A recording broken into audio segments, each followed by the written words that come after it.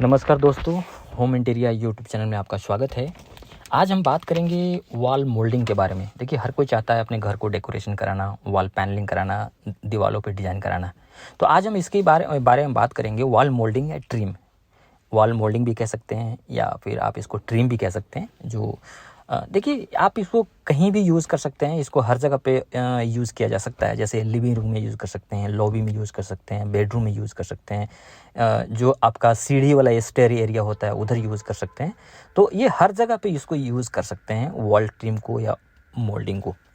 देखिए, इसमें भी वॉल मोल्डिंग के जो ये होते हैं, इसमें भी काफ़ी सारे ऑप्शन होता है। इसमें अलग अलग मटेरियल होता है, आप किस चीज़ में इसको यूज़ करना चाहते हैं। ये पीओपी का भी बन जाता है, पीवीसी का रेडीमेड आता है, डब्ल्यूपीसी का रेडीमेड आता है, चारकोल का रेडीमेड आता है। ये तीन चीज़ का आपको रेडीमेड मिलेगा।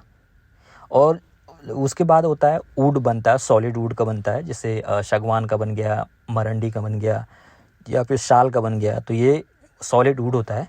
उसके बाद आपको जो अगला चीज़ बनता है वो होता है एमडीएफ का या फिर एचडीएचएमआर का। तो ये इतनी मटेरियल है इस टाइप का, और इसमें किसी में भी आप बनवा सकते हैं। लेकिन एक चीज़ आप हमेशा ध्यान रखिए कि जो रेडीमेड जो पीवीसी, डब्ल्यूपीसी और चारकोल जो रेडीमेड बना हुआ रेडीमेड आता है, अगर आपको दीवार पुराना दीवार है और आप उस पर पेंट या पुट्टी या कुछ नहीं कराना चाहते हैं, आप घर का इंटीरियर का काम नहीं चल रहा है, कोई रिनोवेशन काम नहीं चल रहा है, सिर्फ और सिर्फ आपको ये मोल्डिंग या ट्रिम लगानी है, तो आप इसमें रेडीमेड में जा सकते हैं। पीवीसी में, डब्ल्यूपीसी में और चारकोल में। ये आपको डायरेक्टली कटिंग करेगा, कटिंग करने के बाद डायरेक्ट दीवार में आपको फिक्स कर देगा। तो आपको इसके पेंट या पुट्टी भी कराने की ज़रूरत नहीं है। लेकिन यदि आपका घर में काम चल रहा है, कोई इंटीरियर का काम चल रहा है, अगर आपको लगता है कि पेंट पुट्टी आपको घर में कराना है, तो फिर आप इसमें जा सकते हैं, पीओपी में जा सकते हैं, और वुड, सॉलिड वुड में जा सकते हैं, एमडीएफ में जा सकते हैं, और एचडीएचएमआर में जा सकते हैं।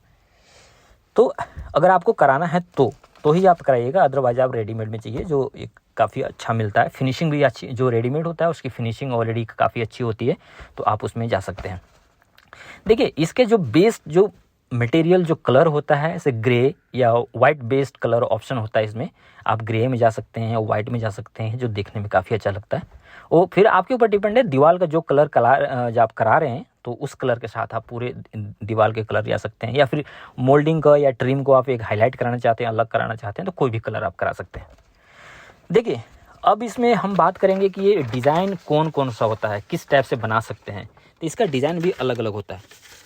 इसमें जो डिज़ाइन जो आपको इसमें डिज़ाइन पहले चूज़ कर लीजिए। ऑनलाइन डिज़ाइन देखना है तो ऑनलाइन देख लीजिए, या आपको अपने तरीके से कोई डिज़ाइन एक वॉल पे कैसे डिज़ाइन करनी है, वो अगर वो आप डिज़ाइन खुद से बना के आप करना चाहते हैं, तो आप खुद से पहले डिज़ाइन बना लीजिए कि कितना लगेगा, कितने वॉल मोल्डिंग लगेगा। क्योंकि आपको इसको परचेज़ भी करना पड़ेगा, और जब भी परचेज़ करिए, ये भी रनिंग फिट के हिसाब से मिलता है। और पहले कोई कारपेंटर जो लगाएगा उससे आप सलाह लीजिए कि ये हमारा दीवार है, इस दीवार पे हमारा कितना मोल्डिंग लगेगा, तो उसके साथ में जाके, या खुद लाना चाहते हैं तो खुद ला सकते हैं। तो इसमें हमेशा ये रनिंग फिट मिलता है। अब देखिए, अगला बात करेंगे डिज़ाइन के बारे में। देखिए, अलग अलग डिज़ाइन होता है। एक क्लासिक लग्जरी डिज़ाइन कर सकते हैं, क्लासिक बना सकते हैं, मॉडर्न लुक दे सकते हैं, और यूनिक डिज़ाइन कर सकते हैं। तो इसमें अलग अलग डिज़ाइन होता है। जो डिज़ाइन आपको पसंद आ रहा है, जो आपने कहीं डिज़ाइन देखा हुआ है, या जो डिज़ाइन पहले आप लेआउट बना लीजिए, उसके अनुसार आप इसको कर सकते हैं। देखिए, पहले जब आप डिज़ाइन कर लेंगे, तो आपने सामान ले आया, आपने डिज़ाइन कर लिया, तो इसको बनाने, इसको फिक्स कौन करेगा, फिक्स कैसे होगा। क्योंकि कारपेंटर डायरेक्टली, अगर आपने कारपेंटर बुला लिया और बुला के अगर आपने ये फिक्स करा लिया, तो हो सकता है कि सामान आपका कम पड़ जाए, या दीवार का फिनिशिंग कैसा है, लेवल कैसा है, तो सारा पहले आपको ये चेक करना पड़ेगा। एक दिन कारपेंटर को बुलाकर और आप इसको पहले चेक करा लीजिए जी, ये हमारा दीवार है और यहाँ पे ये चीज़ लगानी है, क्या मटेरियल लगेगा, कितना कॉस्ट लगेगा, और कितना इसको लगाने का जो खर्च आएगा, कितना लगेगा। देखिए, जब भी आप मोल्डिंग लगाते हैं, पहले तो आप एक दीवार का जो भी हो उसका लेवल चेक कर लीजिए।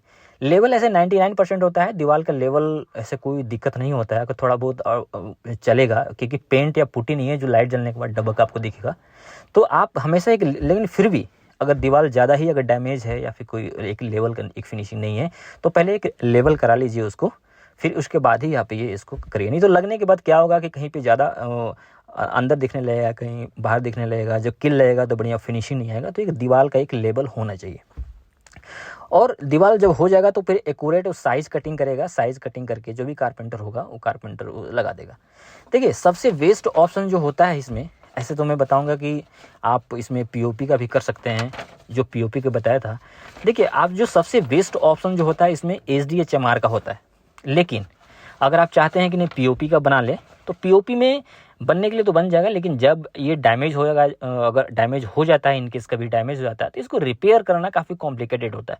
जैसे पीओपी डैमेज हो गया, डैमेज होने के बाद फिर आपको पीओपी वाले को बुलाना पड़ेगा, जो पेंट कर रहा है वो काम नहीं कर पाएगा। ये पीओपी का मोल्डिंग अगर आपने बनवाया है, किसी पेंटर को आपने बुला के अगर आप उसको बोलिएगा कि ये सही कर दे, तो पेंटर कभी सही नहीं कर पाएगा, क्योंकि इसका एक बेस होता है, एक इसका बेस बना के फिर दीवार की मोल्डिंग बनाई जाती है। तो आपको पीओपी वाला को ही बुलाना पड़ेगा, वो आपको रिपेयर करेगा, रिपेयर करने के बाद वो सूखेगा, सूखने के बाद पुट्टी पीओपी होगा, फिर पेंट होगा। तो काफ़ी कॉम्प्लिकेटेड काम है। तो अब हम सजेस्ट करेंगे कि पीओपी का जो मोल्डिंग या ट्रिम होता है वो पीओपी वाले आप मोल्डिंग कभी मत कराएं, इसमें बहुत ही आपको प्रॉब्लम होगा। अगर सबसे सस्ता कराना है आपको तो वुड में जा सकते हैं, एमडीएफ में जा सकते हैं, और थोड़ी सी कॉस्टली पड़ेगा एसडीएचएमआर, उसमें जा सकते हैं। ये फिनिशिंग आपको एमडीएफ या एसडीएचएमआर फिनिशिंग आपको अच्छा मिलेगा। और सस्ते में जाना है तो वुड में जा सकते हैं। जो वुड का होता है वो 15 रुपये 20 रुपये से स्टार्ट हो जाता है। और अगर थिकनेस कम हो तो 10 रुपये से स्टार्ट हो जाता है। अदरवाइज ये आपका थिकनेस अगर 1 इंच हो, 1.5 इंच हो, 2 इंच हो तो आपको इसमें ज़्यादा पे करना पड़ेगा, और इसमें थोड़ा 30 रुपये 40 रुपये से ये स्टार्ट होता है। एसडीएचएमआर अगर आप करते हैं, देखिए एसडीएचएमआर और एमडीएफ एक तरह से वो गत्ते वाली होती है, तो एमडीएफ तो हम सजेस्ट नहीं करेंगे। अगर दीवार में कहीं से मॉइस्चर आ रहा है, सीपेज आने के चांसेस होता है, या सीपेज आते रहता है, तो आप एमडीएफ यूज़ ना करके उसके जगह पे आप एसडीएचएमआर यूज़ करें, तो आपको उसमें धूप से, पानी से या किसी भी सीपेज से कोई भी प्रॉब्लम आपको नहीं आएगा। और इसमें ये फिनिशिंग भी अच्छा आता है एसडीएचएमआर का। ये आपको 100 रुपये स्क्वायर फीट से स्टार्ट हो जाता है, 150 रुपये 160 रुपये तक जाता है। तो ये ऑप्शन है, और ये ऑप्शन में जा सकते हैं। और इसमें आप इसको जो भी होगा रनिंग फिट पे काम होगा, और रनिंग फिट के पैसे पे कीजिए। जो कारपेंटर है वो कारपेंटर से एक बार बात कर लीजिए, एक दिन का दिहाड़ी पे काम करेगा या लमसम कितना पैसे लेगा, तो उसके बेसिस पे 1 दिन का काम है, 2 दिन का काम है, 1000 रुपये 1500 रुपये में आपका ये काम कर देगा और फिनिशिंग वाला काम हो जाएगा।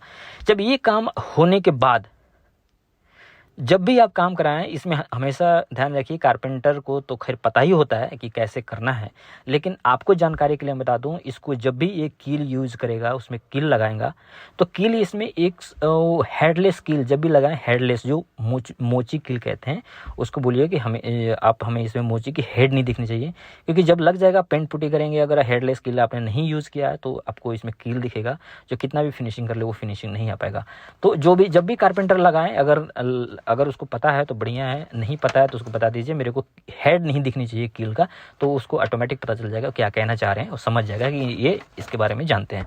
उसके बाद आते हैं पेंट का काम के बारे में। पेंट कैसे करेगा, देखिए जब ये लग जाएगा, जब मोल्डिंग आपने कहीं भी दीवार पे मोल्डिंग या कहीं भी आपने लगा लिया, तो उसके बाद जो भी लगने के बाद जो गैप, साइड में जो गैप बच जाता है, उसमें आप हमेशा चौक मिट्टी का यूज़ करें, क्योंकि पेंटर आएगा वो पेंट पुट्टी वुट्टी से भर देगा, लेकिन बाद में आपको प्रॉब्लम हो जाएगा कि इसमें क्रैक आने के चांसेस है। तो उसको बोल दीजिए कि हमें चौक, जो भी गैप होना चाहिए वो हमें, क्रैक बाद में नहीं होना चाहिए, क्रैक बाद में नहीं होगा।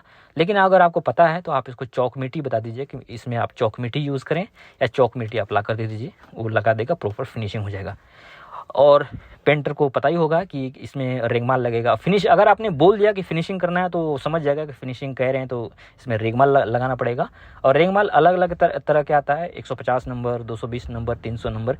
और रेगमाल लगाएगा, प्राइमर लगाएगा, इसके लगाने के बाद 2 कोट 3 कोट, जब तक ये फिनिशिंग नहीं आता है तब तक वो आपको फिनिशिंग करके देगा।